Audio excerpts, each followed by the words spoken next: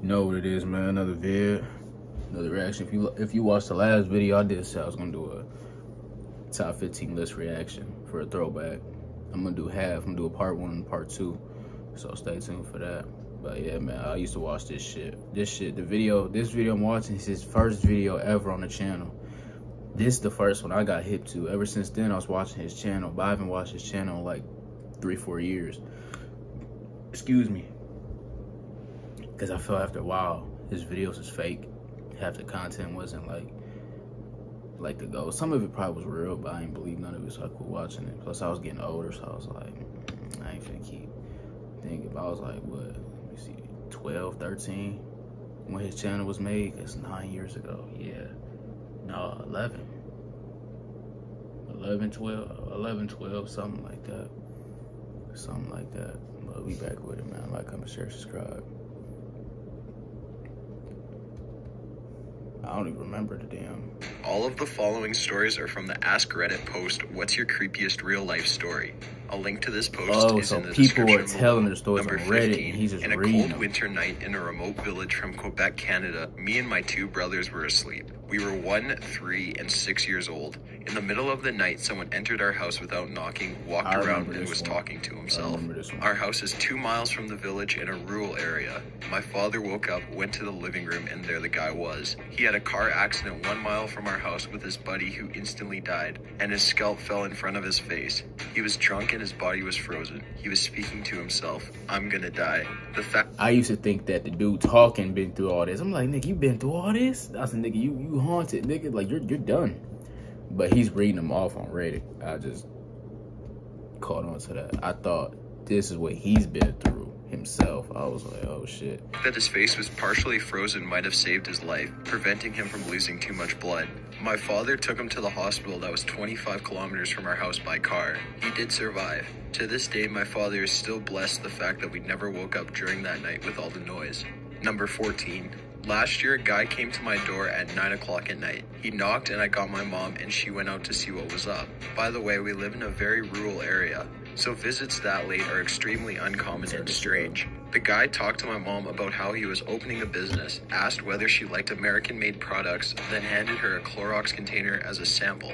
He went back to his minivan and opened it to get a vacuum cleaner when my mom saw 5 other men sitting inside. She told me to run and get the police since we didn't have a landline. I couldn't find it, so I got my knife and stood around the corner. She threw the container outside and told them to get the hell off her property. They peeled out of the driveway and we never saw the car again. 2 months later, my mom found a single bearded guy putting filled garbage bags by the back door. She asked him what the hell he was doing and he responded by saying, "This is for your little girl." Again, she told him to get the hell out. Then we went through the bags. They were filled with garbage, dirty clothes, and empty tampon containers. Number 13. When I was a kid, I was always the last kid picked up by the bus driver to go to school. One day I was waiting for the bus by myself and a bus with no kids pulled up. The bus driver smiled and told me to hop on. I just had a bad feeling. I said, "Where are the other kids?" He said, "We will go get them now. Just get on." He got more and more pushy but didn't do anything crazy. I kept just saying no and he shrugged and left. The real bus pulled up a few minutes later. I went to school and my parents didn't know until I mentioned it that night. Looking back, they were pretty worried. I remember them scrambling to make a few phone calls. Number 12. It was very early morning or late at night, whatever you want to call it. Around 5 a.m., still dark, my dad and brother and I were in the car driving to the mosque. On the way there, there's a dimly lit road with a forest on both sides and a bend that makes it difficult to see. Bear in mind this isn't a residential area. There isn't even a sidewalk, and the nearest intersection is a good kilometer either way. So we're driving, we get to this bend, and just before it, we see a figure sort of waving us down. They were dressed kind of odd, but I figured it was some sort of running outfit. I don't want to say it was glowing or reflective because I don't fully remember, but it just made me assume that it was some sort of running outfit. Couldn't make out his face or anything about him other than his clothing. So he's waving us down dramatically. My dad slows down but doesn't really think anything of it. As we turn along the road, we see a car like right freaking there. It was just just out of view before the curve in the road, so we would have definitely hit it if my dad didn't slow down. Dad stops, quickly checks on the driver of the car to make sure he's okay, then doubles back for some reason, maybe to thank the guy on the road who warned us. He drove back quite a ways, no one on either side of the road. It was about 60 seconds from initially seeing the guy to turning around to where he was, so no time for him to really go anywhere. Number 11. I lived in a small college town and my apartment complex was walking distance from the bar downtown area. One weekday night, I stepped out on my front porch to smoke a cigarette or two. I brought my textbook with me and sat down on the stairs while I smoked. A girl who I'd never met but who lived one apartment over but down on the ground floor came home from downtown. She was by herself and you could tell from her walk that she had been drinking. She got in her apartment and barely closed the door before some guy who came out of nowhere knocked on her door. She opened it and I noticed he introduced himself, which was kind of weird because it was 2:30 a.m. Who comes to a strange girl's apartment at that time? So I decided to stay outside and pay attention. They ended up talking for over 10 minutes. She acknowledged how weird the situation was but didn't know how to end the conversation. He would do the creepiest things like how he reached up and stroked her hair at least 3 times and would try and slowly inch his way closer to her and the door. I made a point of being loud with my textbook so he would know I was there, and he had disappeared as eerily as he had come. We called the cops and days later, they had the girl and me sit with a sketch artist. As soon as the sketch was made public, floods of calls came in.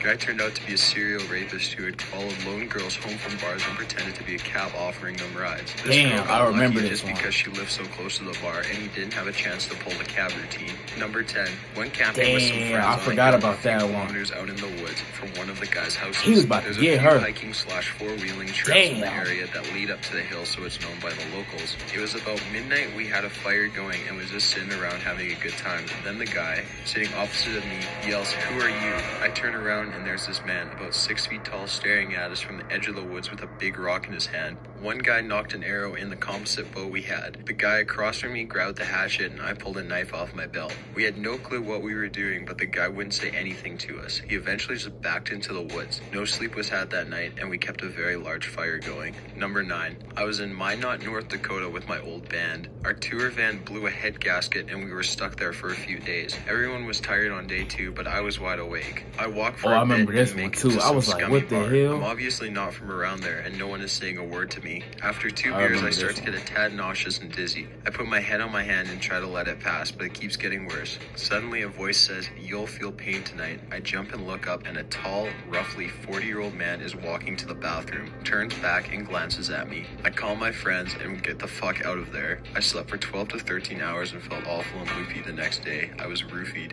Number 8. This is the first of 2 instances. First, I was alone in the basement playing GTA 4 with my friends on my PC. It gets to about 1 a.m. and we're having a blast, shooting RPGs and throwing grenades willy-nilly. Then I hear a sound that doesn't really fit with GTA. I figure it's not coming from my headset, so I take it off. The sound that's being made is coming from an old music box that we have. The last time it was used was probably 10 years ago, and this thing is just full-on blaring its song. I start chanting, "No, no, no, no, no," and book it upstairs, leaving my friend on Skype pretty confused. My mom and dad are coming down from their room. My dad's equipped it with a baseball bat, and as you can imagine, it's hard to explain to him that it was not an intruder. My second instance was in the same basement. Now my basement has a main area, which most of our furnishings are. Then there's this unfinished part of the basement where I'm sure the spirits dwell, but I digress. Anyway, this time I'm playing GTA 4 again with the same friend. It's about 1 a.m. and we decide to call it a night. It's at that point that I hear, "Da, da, da, da," in a little girl's voice from the bowels of the unfinished part of the basement. Now it's pitch black around me except for my island of salvation at my computer.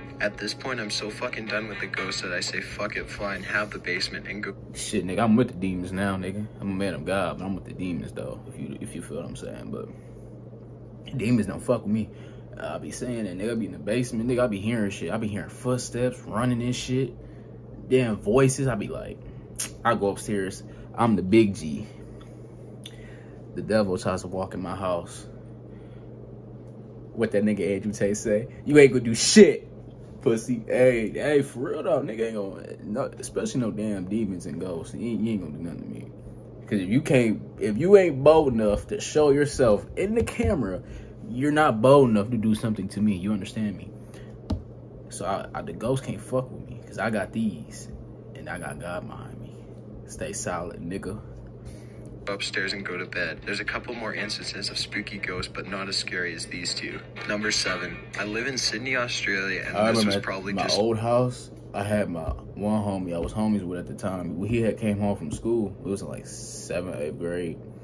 I remember this clear as day. We got home, we was just talking, and we about to go hoop and shit. He was about to run home, change clothes and shit. We got home from school. Long story short, we talking. I'm warming up some pizza in the damn microwave. We talking. Nigga, one of the ornaments, we had like a Halloween ornament. It was a Halloween ornament. Shit you not, it flung like somebody full, like you have a TV remote and somebody just throws it full speed. Somebody threw it down the hall. So it's the kitchen. There's like a little, you know how you about to go up the stairs? There's a step and then you go upstairs to the left, but there's like a wall and then the AC's up here. If y'all see the old house, y'all know what it look like. But anyway, we just talking, it's me and him. My mom ain't home because usually her car outside. And my siblings, they was in elementary, so like they wouldn't be home by themselves. You know what I'm saying? The fucking ornament of the spider flies down the stair, hits the wall, and we both look back. We look at each other. We look at each other for like a good minute. No words were said. Oh, it stopped screen recording. That's cool. I'm gonna just end it there. Yeah, it stopped screen recording. Man, that shit I almost pissed myself back then. I was a young nigga too. We looked at each other, we was like, nigga, what the fuck? That nigga moved sides, cause his back was turned to the stairwell. He came on the other side. I was over there by the freezer. And then not even 5 minutes later, my mom and siblings walk through the door.